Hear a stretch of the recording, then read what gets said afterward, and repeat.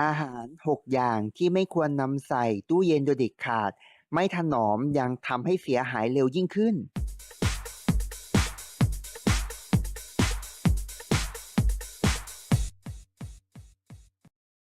นายโอริแชร์ออนพรีเซนต์สวัสดีครับสำหรับคุณพ่อบ้านแม่บ้านหลายๆคนที่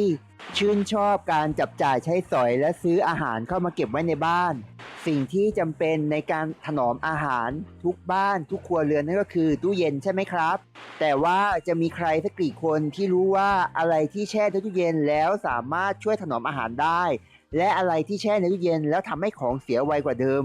ซึ่งเรื่องราวเหล่านี้อาจจะเป็นเรื่องที่คาใจของคุณพ่อบ้านคุณแม่บ้านและใครหลายๆคนในวิดีโอคลิปนี้เราจะมาบอกเล่าเรื่องราวความลับและการดูแลอาหารและสิ่งที่ไม่ควรนำเข้าไปใส่ไว้ในตู้เย็น6อย่างที่คุณ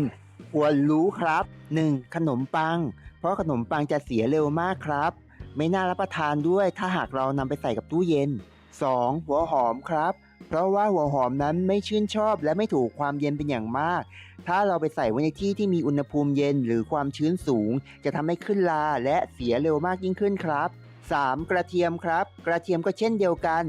ถ้าหากคุณไม่เก็บไว้ในที่ที่แห้งสนิทแล้วจริงๆมันจะเกิดเชื้อราขึ้นไม่ก็งอกขึ้นเป็นต้นครับ 4. มะเขือเทศครับถ้าหากคุณนำมะเขือเทศเข้าไปใส่ไว้ในตู้เย็นผ่านไปสักชั่วโมงหนึ่งแล้วก็คุณจะกลับมาพบกับมะเขือเทศที่เหี่ยวๆคล้ำๆเนื่องจากโดนความเย็นในตู้เย็นกัดกินวิธีการแก้นะก็คือเพียงเอามะเขือเทศของคุณออกมา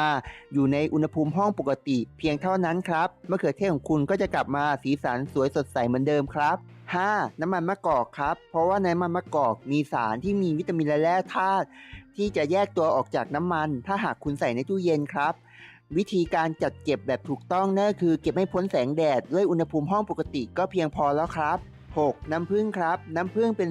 สิ่งที่เราพบเจอได้อยู่เป็นประจำแต่ว่าไม่จำเป็นต้องใส่ตู้เย็นนะครับถึงวางไว้ข้างนอกก็ไม่เน่าไม่เสียอย่างแน่นอนวิธีการดูแลอาหารดีๆแบบนี้คุณอย่าลืมแบ่งปันให้กับคนอื่นด้วยนะครับอย่าลืมกดแชร์กดไลค์กด Subscribe และกดกระดิ่งแจ้งเตือนเพื่อไม่พลาดผลงานวิดีโอคลิปใหม่ๆเกี่ยวกับสุขภาพและการดูแลรอบตัวเองครั้งหน้าต่อไป